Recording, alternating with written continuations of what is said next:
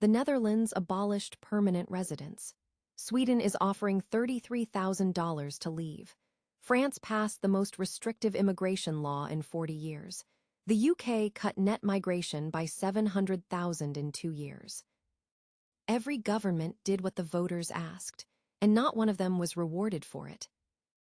This is a story about why, and the answer isn't that voters are irrational. The answer is that these governments spent 20 years treating a trust problem as a policy problem, and they're still doing it. Let's start with the Netherlands, because the numbers tell you everything. 45% of crime suspects in the Netherlands have a migration background, 55% among those receiving prison sentences. The housing shortage sits at 410,000 homes. 44% of social housing is occupied by people with a migration background. Now, the suspect rate halved between 2005 and 2021.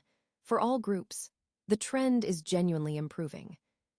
But here's the thing, nobody told them, no government campaign, no public acknowledgement. The improvement happened in silence. And the gap, which is still real, still measurable, is what voters see, because that's what's in front of them every day.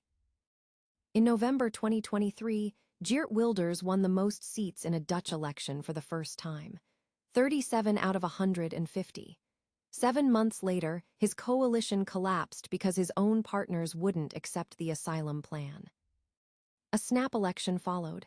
PVV tied for most seats again. The voters didn't move. In July 2025, the Dutch lower house passed what the press called the strictest asylum policy ever. Permanent residence abolished. All permits limited to 3 years. Undocumented presence criminalized. The voters had been saying for a decade that something was wrong. The data confirmed they weren't imagining it. And the political class responded not with acknowledgement but with silence followed by panic legislation. That's not governing, that's catching up. Cross to the UK, where the numbers actually came down. In the year ending June 2023, net migration hit 944,000, nearly 1 million people in 1 year. By June 2025, it had fallen to 204,000, a 2/3 drop. Study dependence collapsed 85% after the government removed undergraduate dependent rights. That is the largest migration reduction in British history, and it made the politics worse, not better. Reform UK, 5 seats in the 2024 election, was polling at 30% by February 2026. Labour had fallen to 18. The Conservatives were at 15. Why? Because the cut itself was the admission. If you can reduce net migration by 700,000 in 2 years, it means the previous decade didn't have to happen the way it did. Every voter who said the numbers were too high and was told they were being unreasonable just got proven right, not by reform, by the government's own policy. The cut didn't calm the anger, it validated it. Sweden, and this is where it gets uncomfortable. For decades, Sweden defined itself by openness. It was the model, the proof that generous immigration policy could work. In 2024, there were 317 bombing attacks, not shootings, bombings, in Sweden, driven by gang and drug trafficking networks that took root in areas the Swedish police now classify as vulnerable. 65 of them. 19 particularly vulnerable, parallel societies where the state's authority is actively contested. These areas didn't appear overnight. They are the product of 30 years of policy that brought people in without a plan for what happened next. No integration infrastructure. No employment pathway that matched the intake. No honest conversation about what was going wrong until it was impossible to ignore. The government's response was severe. Asylum applications cut 30%. Resettlement slashed from 5,000 to 900. Work permit thresholds raised so sharply that approved permits fell by half.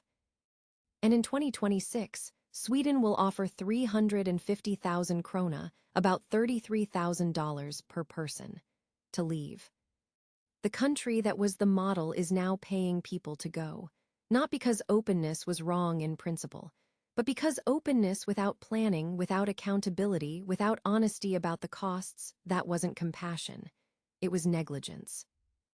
France, where the politics prove the point most clearly. In June 2023, a 17-year-old named Nahal Mirzouk was shot by police during a traffic stop in Nanterre. A video contradicted the police account. Riots erupted. 5,000 vehicles burned. 1,000 buildings damaged. Over $1 billion in damage in 1 week. In January 2024, France passed the Loi d'Armanin, most restrictive immigration law in 40 years.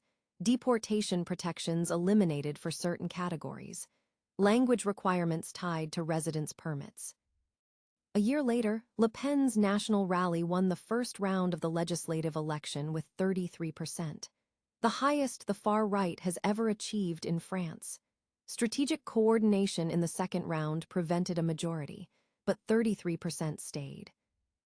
Then Le Pen was convicted of misappropriating EU Parliament funds, immediate 5-year ban from public office. And the voters didn't leave. Because they were never there for Le Pen. They were there because Le Pen's movement was the only one in French politics that said, "What happened to your neighborhood was real, what you're experiencing is real, and the people in charge don't care." That's not a policy platform, it's an acknowledgement, and it was the only one on offer. So here's what the data from 4 countries actually shows. The far right didn't grow because immigration laws were too soft. Every one of these governments passed the toughest legislation in their history. The numbers came down, the laws got stricter, and the political pressure intensified.